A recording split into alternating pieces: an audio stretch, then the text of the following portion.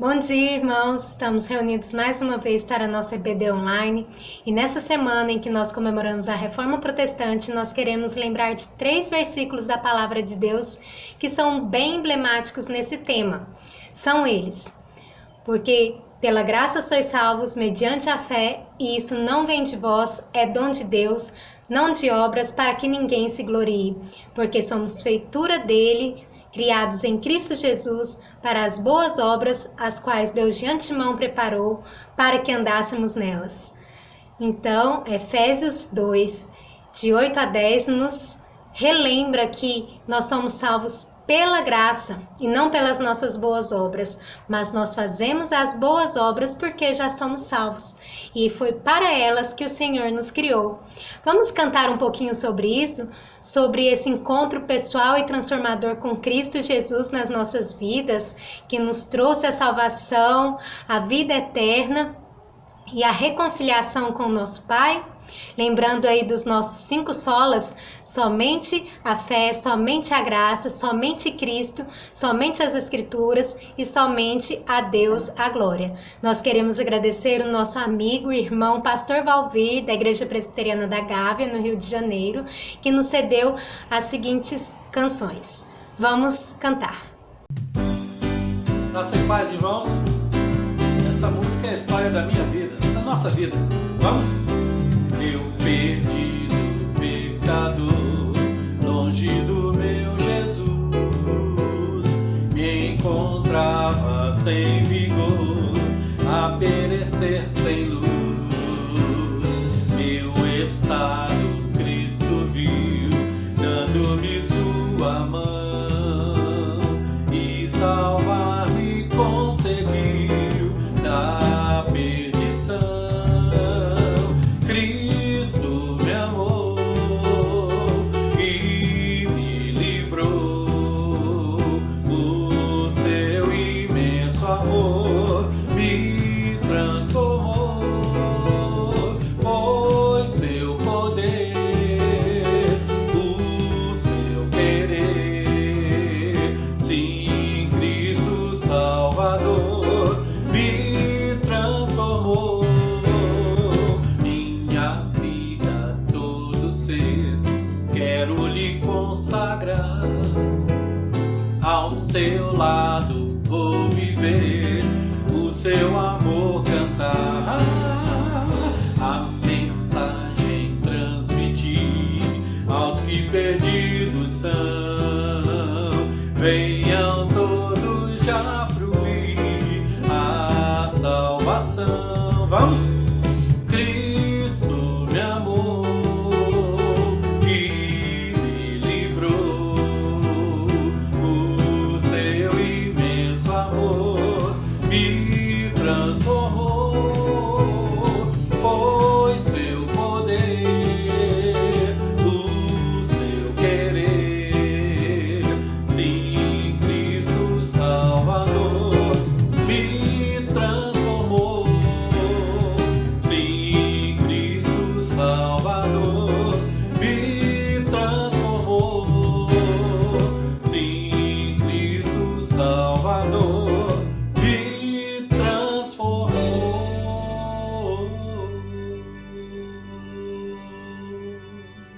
Amém? Aleluia.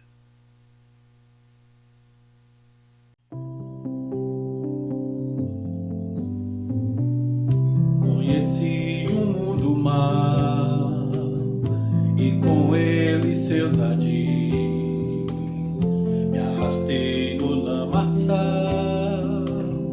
tudo isso porque quis saber mais que qualquer um, construir algum amor onde a paz pudesse ser a verdade pra eu ver.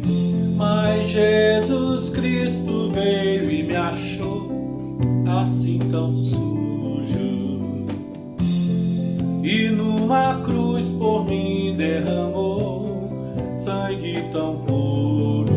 Foi assim que me salvou.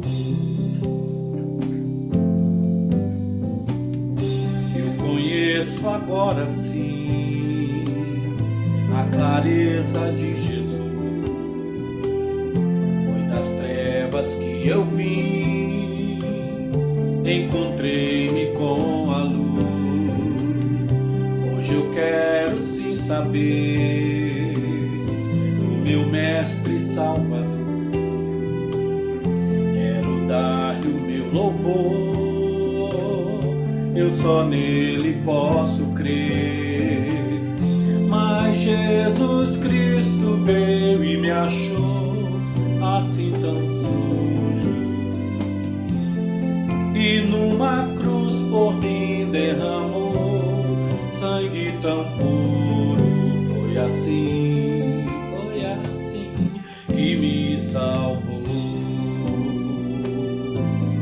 Foi assim que me salvou. Foi assim que me salvou. Amém. Glória a Deus. Olá, bom dia. Seja muito bem-vindo.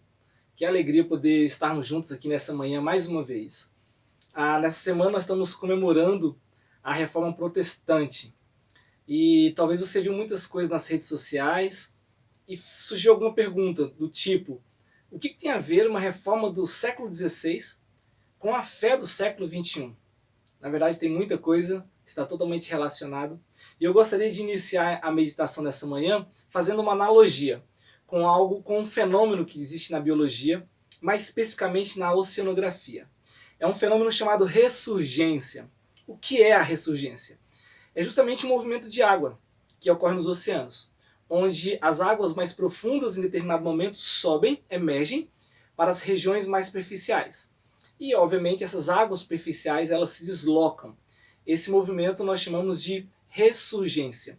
Quem causa esse movimento são ventos que ocorrem em alguns momentos, em algumas épocas, ventos que vêm do continente e arrastam essas águas superficiais, proporcionando com que essas águas profundas venham emergir. E essas águas profundas elas trazem alimentos, trazem nutrientes. Isso revigora o oceano. Esse ciclo de água revigora o oceano. E, em outras palavras, a ressurgência ela promove vida, porque esses nutrientes eles abastecem a base da cadeia alimentar do oceano marítimo. Eu gostei muito dessa analogia, porque a reforma protestante do século XVI foi um tipo de ressurgência da fé. Nós tínhamos ali uma sociedade que vivia um tipo de fé, uma fé opressora, uma fé que causava medo, uma fé que vendia indulgências, uma fé que as pessoas vendiam, negociavam para ter o perdão dos seus pecados no presente e no futuro. E é nesse contexto que então acontece a Reforma Protestante. Meu amigo, se você está acompanhando esse vídeo, você é da Igreja Católica Apostólica Romana, eu quero dizer que a mensagem não é contra você. Nós estamos, na verdade, indo contra um movimento, uma cultura do século XVI que trouxe opressão. Mas, na verdade, nós vamos voltar os canhões para a Igreja Evangélica Brasileira do momento atual. E queremos fazer algumas observações e comparar com a Palavra de Deus e ver que caminho nós precisamos seguir. Até porque a Igreja Evangélica Brasileira, de uma maneira geral, como nós conhecemos, ela tem apresentado uma péssima perspectiva diante da sociedade. Nós vemos um período onde a fé é extremamente superficial dentro das igrejas. Eu falo de uma maneira geral. Quando eu falo uma fé superficial, porque parece que quase nós não conseguimos distinguir a diferença daquele que vive à base do Evangelho, que está dentro de uma igreja, para aquele que não vive. Parece que as nossas escolhas, a forma como nós encaramos a profissão, a forma como nós encaramos nossos hobbies, a forma como nós encaramos a educação dos nossos filhos, os relacionamentos conjugais, praticamente não se difere daquele que é pagão, daquele que não tem a fé cristã. Existe uma superficialidade. Nossa esperança é porque o Espírito Santo, de tempos em tempos, ele sopra sobre a sua igreja, empurrando essa superficialidade, e nós clamamos para que Deus faça isso com a Igreja Evangélica Brasileira, e possamos ser alimentados, possamos ser nutridos com uma fé mais genuína, porque é um absurdo que nós encontramos hoje infelizmente, em programas televisivos evangélicos. Pessoas barganhando, vendendo aquilo que não é para aquilo que é de graça, que é justamente a fé. Pessoas que acreditam que a melhor maneira de provar a sua fé é fazendo doações financeiras à igreja. Pessoas que acreditam que quanto mais desse recurso você der para uma igreja, mais você terá o favor oferecido da parte de Deus. São pessoas vendendo aquilo que é de graça, como eu disse. Eu estava pensando um pouco nessa perspectiva, porque naquela época, no século XVI, era errado, obviamente, o que aquelas pessoas faziam e como eles enganavam tantos outros. As pessoas, pelo menos, elas barganhavam, né, vamos colocar nesse sentido, por algo na eternidade. Hoje parece que a situação é um pouco pior, porque as pessoas elas barganham, vendem, trocam por algo apenas do presente, de uma alegria temporária, bens, algo muito temporário e passageiro. Eu tenho a impressão que os reformadores, eles fizeram o que eles fizeram por bem menos do que acontece hoje nos nossos dias. Eu não sei se você tem essa impressão também.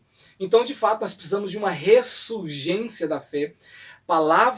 Uma palavra profunda venha nutrir e revigorar a fé da Igreja Evangélica Brasileira.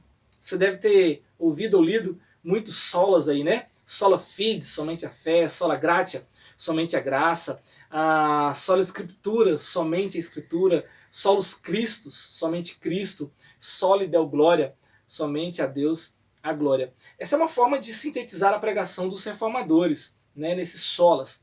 E hoje, nessa manhã, eu quero ser breve, mas eu quero falar com o teu coração sobre uma dessas solas, somente a fé. É muito especial para mim esse texto, creio que para você também. Eu te convido então a deixar a sua Bíblia aberta em Efésios capítulo 2. Nós vamos caminhar do versículo 1 até o versículo 10 e poder aprender, buscar da parte de Deus uma mensagem que de fato venha nutrir os nossos corações e trazer vida que talvez estejamos precisando. Na verdade, eu quero olhar para esse texto e tirar 3 pontos, né? Uma pregação bem presbiteriana nesse início de novembro e comemorando essa data, relembrando essa data da Reforma Protestante. Eu quero olhar para esse texto e, primeiramente, compreender como é que Deus enxerga a humanidade. Como é que Deus, através dos olhos de Deus, como é que Ele enxerga. E esse texto diz como Ele nos vê. Existe uma certa disfunção de algumas igrejas sobre quem nós somos. Mas nós vamos olhar para esse texto e vamos primeiramente ver qual é a perspectiva que Deus tem da humanidade. Segundo, eu quero ver com vocês o que Deus fez diante dessa perspectiva, diante daquilo que Ele viu, diante daquilo que Ele vê. Qual é a ação de Deus? E em terceiro, eu quero ver com você qual é a resposta que Deus espera de cada um de nós diante dessa situação, diante de todo esse panorama. Então, quero te convidar a caminhar nesses próximos minutos e sermos abençoados pela palavra de Deus. Efésios capítulo 2, deixa a sua Bíblia aberta aí, e ele começa, então, nosso primeiro ponto é uma compreensão de quem nós somos diante dos olhos de Deus. O texto começa assim: Ele nos deu vida, estando vós mortos nos vossos delitos e pecados, nos quais andastes outrora, segundo o curso deste mundo, segundo o príncipe da potestade do ar, do espírito que agora atua nos filhos da desobediência. Até aqui, ele começa dizendo que nós estamos mortos. Então quero pedir licença para você que é fruto da modernidade ou da pós-modernidade, dessa percepção que o homem está no centro, dessa filosofia, dessa ideologia, que o homem está no centro de todas as coisas, que você é capaz de fazer e realizar. Nós temos acompanhado muito material online ultimamente, eu tenho visto muitas lives, webinars, seminários, onde diz: você é o dono da sua vida, você é o senhor da sua história, você faz, acontece, se você acreditar, acontece. Eu quero dizer para você que isso não é cristianismo, isso é paganismo. É bem diferente, porque de acordo com o texto, quando Deus olha para a sociedade, quando Ele olha para a humanidade, Ele vê mortos. Ele diz: estando vós mortos nos vossos delitos e pecados. Quero tentar uma situação com você, hipotética. Imagine você num funeral. Você se aproxima do cadáver, naquele caixão. E imagine você olha para um lado, olha para o outro, baixinho próximo dele, e você diz: vamos lá, reage. Levanta, acredita. Você é capaz. Não, se levanta daí. Você tem força. Você é especial, você é um ser humano. Vamos, repita comigo. Eu sou capaz de fazer acontecer. Já imaginou uma situação hipotética como essa? Você deve estar pensando, é óbvio que o morto não vai reagir, ele não consegue responder a isso. Ainda bem que você achou que isso é óbvio. Porém, na nossa cultura, nessa cultura ocidental, nas conversas, através das mídias, dos programas, dos filmes, nós temos uma espiritualidade contaminada por tudo isso.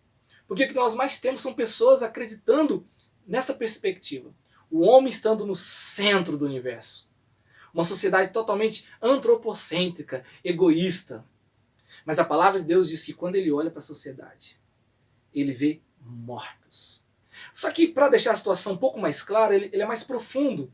O texto, de acordo com Paulo, ele aprofunda mais. Ele diz que, além de mortos, nós estamos sob domínio, sobre a força, na verdade, sobre a opressão de 3 forças. Você consegue ver comigo? O versículo 2. Nos quais andastes outrora segundo o curso deste mundo. Primeiramente, ele fala de mundo, que é uma força opressora. Você precisa ter um pouco de atenção e cuidado, porque quando nós pegamos o Novo Testamento, a palavra mundo, ela pode ter 3 significados. Primeiro, mundo criação. Deus criou todas as coisas. E diz que ele, depois de criar, diz que tudo isso é muito bom. Então Deus não tem problema com o mundo nesse sentido. Um outro significado para mundo é o mundo humanidade, homem e mulher. Deus também não tem dificuldade. Lá em João ele diz que amou o mundo de tal maneira que deu seu único filho. Então também não tem problema com esse mundo, homem e mulher. Mas existe um terceiro conceito, definição de mundo, que é o que ele coloca aqui. É um mundo anti-Deus, onde os princípios, toda a cultura, eles tentam sabotar a vontade de Deus, a sua e na minha vida. É nesse sentido que ele está dizendo, que ele fala, segundo o curso desse mundo. E é interessante que ele dá a ideia de um curso, é como se fosse um rio caudolento, nós estamos mortos, são corpos descendo, né, nessa cultura totalmente em posição contrária à vontade de Deus. Mas ele fala de uma segunda força opressora, ele diz o príncipe da potestade do ar. É um nome que muitas vezes nós nem gostamos de falar. Ele está falando do diabo. Além de mortos, nós estamos sob a opressão do diabo. E o diabo não é uma força, não é uma energia negativa impessoal. Não. O diabo é um anjo caído, é uma criatura malvada que tem suas legiões de demônios e eles trabalham de forma árdua para que todas as coisas não cooperem para a vontade de Deus. Só que o texto também fala de uma terceira força opressora sobre os cadáveres, os mortos, né? Ele fala lá na frente do espírito que agora atua nos filhos da desobediência, entre os quais também nós andamos outrora segundo as inclinações da nossa carne, fazendo a vontade da carne e dos pensamentos, e éramos por natureza filhos da ira, como também os demais. A terceira força opressora que ele coloca aqui é a carne. E a carne aqui não tem nada a ver com essa dicotomia grega que está enraizada, infelizmente, em muitas igrejas, onde se pensa que a carne é ruim, a alma ela é boa. Então Deus ele quer salvar a alma. Eu quero dizer para você que esse pensamento, isso não é cristianismo, isso é Platão, isso é filosofia grega. Aos olhos de Deus, Deus vê você como um ser integral e Ele está preocupado com você como um todo. Tanto é que Ele vai nos redimir por completo, vai nos dar um corpo glorificado.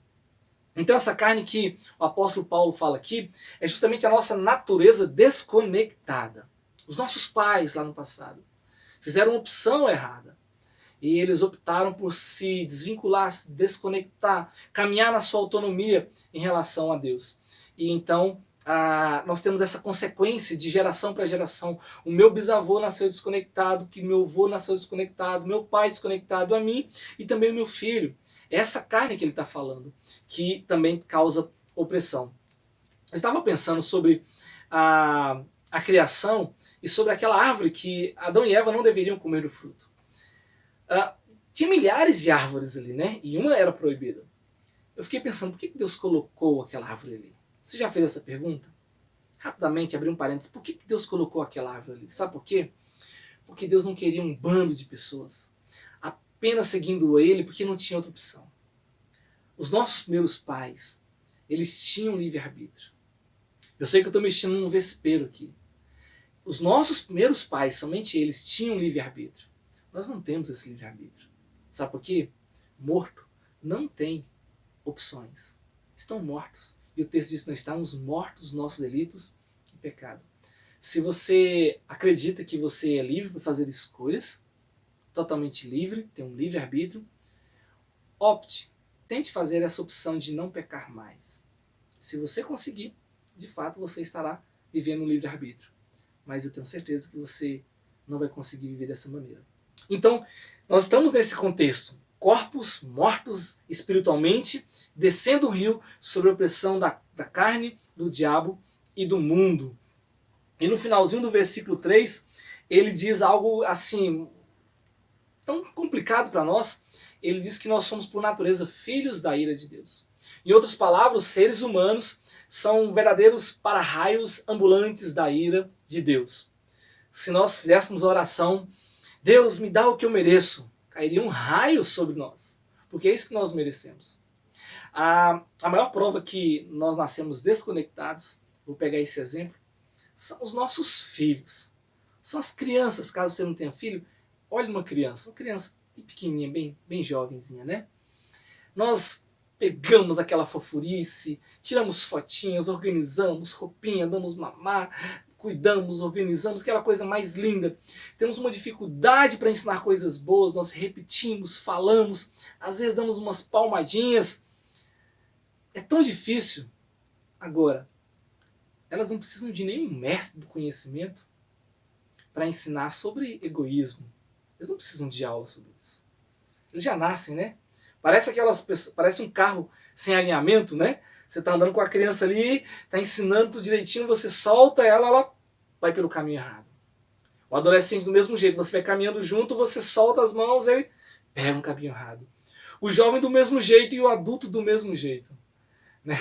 Parece que nós temos uma facilidade em pegarmos atalhos errados. Olha só, isso é uma prova que nós nascemos desconectados. Então essa é a perspectiva que Deus tem de nós. É isso que ele olha quando olha para a humanidade. Ele vê pessoas vivendo sobre esse domínio, pessoas mortas. Mas o segundo ponto que eu queria ver com você é reconhecendo o que Deus fez. Deus, quando olha tudo isso, o que ele faz? Versículo 4 diz o seguinte: mas, olha só esse primeiro termo, mas, em algumas versões diz, porém, contudo, todavia, entretanto, olha só que conjugação incrível, né? Mas Deus, sendo rico em misericórdia por causa do grande amor com que nos amou. Você percebe que tudo começa com Deus. A fundação da nossa salvação, da nossa esperança, tudo vem dele. Mas Deus sendo rico em misericórdia. Nós temos aqui então que perceber que a religiosidade, ela tem um grande problema porque ela pede para nós chegarmos num morto, né, num cadáver e dizer, vamos lá, levante-se, reaja, você é capaz, viva os seus princípios. Mas isso nos oprime porque demanda de nós algo que nós não podemos fazer. A religiosidade age assim. Mas aqui nós temos uma outra perspectiva diferente da religiosidade. É Deus agindo em favor do ser humano.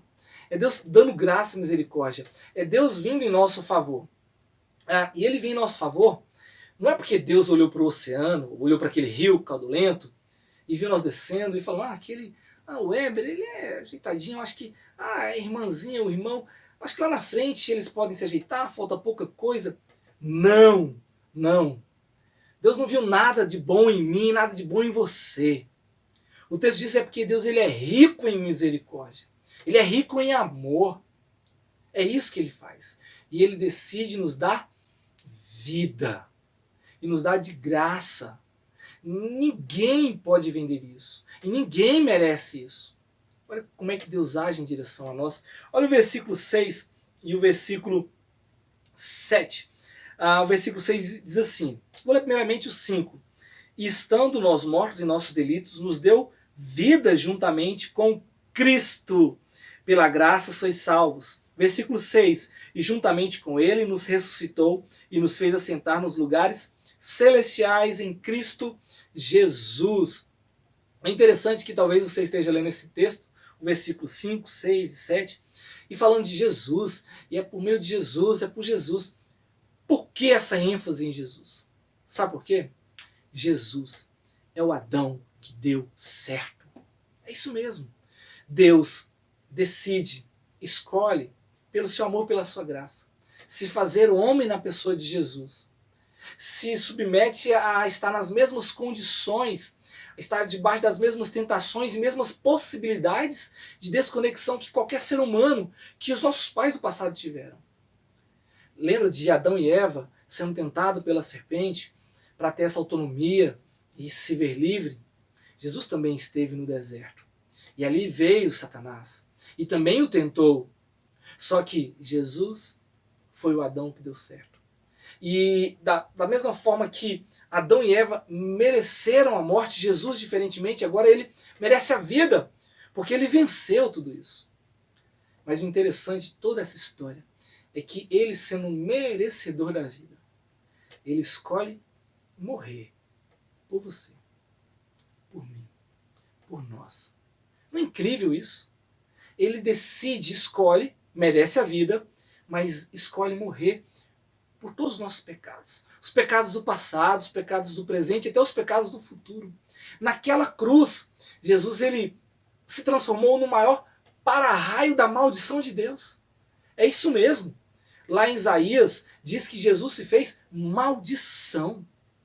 Ele se fez maldição por mim e para você, para que nós não vivêssemos mais sob o domínio do pecado. Para que você abandone e não viva sob a obediência daquele velho Senhor. Para que hábitos você venha deixar de praticar hábitos. Foi por isso que Jesus morreu naquela cruz. Para nos perdoar e nos trazer essa liberdade. Jesus então se torna alvo da ira de Deus. Olha só. Mas ele não só morre, ele ressuscita no terceiro dia. Isso. E ele ressuscitar, ele está nos mostrando que ele tem perdão, ele tem poder para perdoar os nossos pecados. Mas ele também está nos mostrando que ele está nos oferecendo uma nova vida. Que nós podemos viver em novidade de vida. Que você pode ver uma nova história por causa daquilo que Cristo fez. Isso é incrível. Foi isso que Deus fez. Então nós temos o primeiro ponto, como Deus nos enxerga. No segundo ponto, o que Deus fez e faz em direção ao ser humano.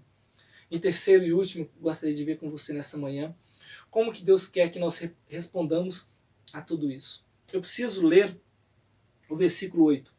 Porque pela graça sois salvos, mediante a fé. E isso não vem de vós, é dom de Deus. Não de obras para que ninguém se glorie, pois somos feitura dele, criado em Cristo Jesus para as boas obras, as quais Deus de antemão preparou para que andássemos nelas. Você percebe comigo nesse versículo 8 aqui?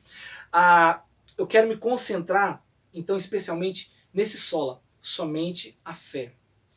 Fé é confiar exclusivamente no que Deus fez em Cristo Jesus naquela cruz. Eu quero chamar a sua atenção, porque eu tenho uma opinião, eu tenho uma impressão que muitos daqueles que se dizem cristãos, que estão dentro da igreja, eles não compreendem de fato o que significa o Evangelho. Eles talvez pensam até que são, o que é o Evangelho, tem uma noção básica, mas ainda eles vivem confiantes nas suas próprias forças em si mesmo. Deixa eu tentar explicar isso para você. O que Deus espera é que nós venhamos responder a tudo que está à nossa volta através da confiança naquilo que Cristo fez na cruz. Que aquilo que Cristo fez é suficiente para mim, é suficiente para você, para religar, voltar o nosso relacionamento com o nosso Deus. A fé é essa confiança exclusiva naquilo que Cristo fez. E ponto final. Mas parece que tudo aquilo que nos cerca, né, nos leva a pensar que existe um outro caminho para nós religarmos, para restabelecermos esse relacionamento com Deus. Eu digo isso porque, vou dar um exemplo. Daqui a pouco você vai desligar essa transmissão, essa live, e talvez você vai ter uma discussão com a sua esposa, com o seu esposo. Vai ter uma dificuldade com o seu filho.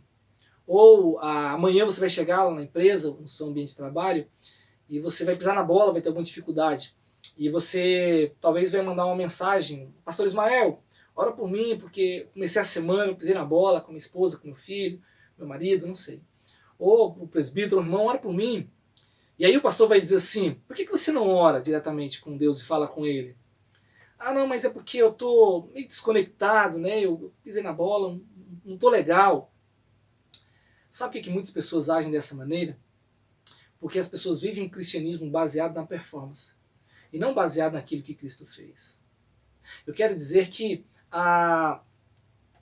Deus responde a sua oração não é por que você está fazendo essa oração, por quem você é, pela forma como você age, mas Deus responde a sua oração por causa do que Cristo Jesus fez na cruz. Talvez você esteja pensando, né? Será que o Weber fez jejum para estar preparando, tendo esse momento de pregação? Será que o Weber está as últimas 10 horas sem cometer pecado nenhum? Será que ele leu a Bíblia todos os dias nessa semana? São coisas incríveis. Mas eu quero dizer que, na verdade, eu estou aqui nessa manhã conversando, não é baseado nessas coisas, porque de fato eu não consigo executar. Eu estou aqui baseado na relação que eu tenho com Jesus, baseado naquilo que Cristo fez por mim. Assim deve ser o nosso relacionamento com Jesus. Por isso nós trazemos nesse momento, nesse período, e relembramos somente a fé. E a fé é confiar, depositar toda a nossa esperança, nossa alegria, nossa família, o futuro da nossa família, do nosso ambiente profissional, depositar unicamente naquilo que Cristo fez.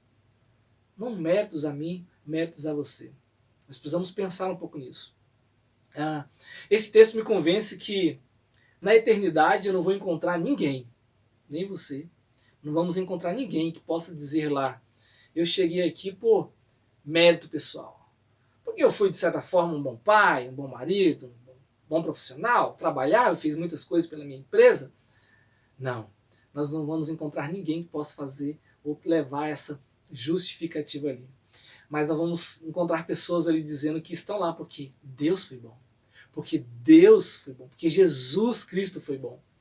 E nós vamos poder declarar na história, precisamos declarar na história nossa confiança em Cristo Jesus e não em nossa performance. Por outro lado, eu sei que muitos se sentem desconfortados porque nós vivemos numa cultura onde nada é de graça, né? Tudo tem que se pagar. Só que essa conta não é possível ser paga por nós. De forma alguma. Tem um texto lá de João capítulo 6, o versículo 28, 29 diz assim: dirigiram-se, pois, a ele, perguntando: que faremos para realizar as obras de Deus? Versículo 29, respondeu-lhe Jesus: a obra de Deus é esta, que creais naquele que por ele foi enviado. Confiança única, exclusiva em Jesus. E quando nós temos essa percepção, quando isso impacta o nosso coração, olha o verso 10 de Efésios 2. Pois somos feitura dele, criados em Cristo Jesus para as boas obras, as quais Deus de antemão preparou para que andássemos nelas. Quando nós entendemos isso, nós somos movidos a viver as obras. Porque eu sei que você talvez está se questionando: mas precisamos fazer. De fato, precisamos fazer, porque nós fomos criados para fazer, para viver essas obras. Mas as obras não são caminho para a salvação, mas consequência daqueles que entenderam aqui, daqueles que foram impactados aqui, sobre a dependência única e exclusiva no que Cristo fez. Isso gera gente engajada para os menos desfavorecidos. Isso gera uma fé genuína para sermos de fato envolvidos com a sociedade e apresentarmos a transformação através do Evangelho. Eu quero orar com você para que somente a fé possa habitar e trazer esperança no seu coração. Que essa religação com Deus, essa possibilidade de vida eterna, só é possível única e exclusivamente por meio daquilo que Cristo fez na cruz, por mim e por você. Vamos orar? Pai, graças te damos por essa manhã, por esse momento que podemos dar na Tua Palavra. Pedimos que Teu Santo Espírito possa nos trazer um entendimento verdadeiro, e especialmente a transformação das nossas vidas. Abra os nossos olhos para compreendermos o sacrifício, a dimensão do sacrifício de Cristo Jesus. Obrigado, Pai, porque através desse ato único, incrível e maravilhoso. O Senhor se aproxima de nós e nos possibilita uma relação, nos possibilita ser chamados de filho, queridos do Senhor, nos possibilita desfrutar de uma vida eterna. Se tem algum filho, filha tua que ainda não compreendeu isso, que o Santo Espírito possa estar trabalhando e fazendo esse milagre que só o Senhor pode fazer, que é trazer essa nova expectativa e possibilidade de vida com o Senhor. Nós agradecemos em Cristo Jesus, unicamente em Cristo Jesus, somente por Cristo Jesus. Amém. Desejo a todos um excelente domingo, um bom almoço. Daqui a pouco, às 18 horas, o pastor Ismael estará conosco trazendo também uma palavra especial. Deus nos abençoe.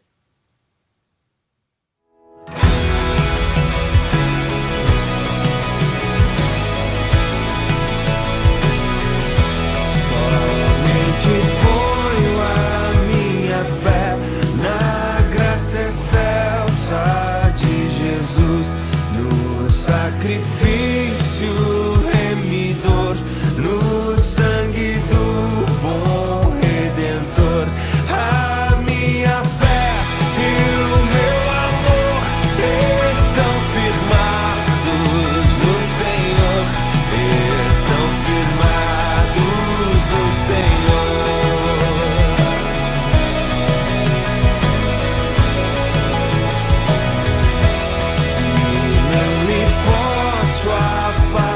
Ver, é pela fé que vou viver, em cada prova suportar, eu hei de nele confiar. A minha fé e o meu amor estão firmados no Senhor, estão firmados no Senhor.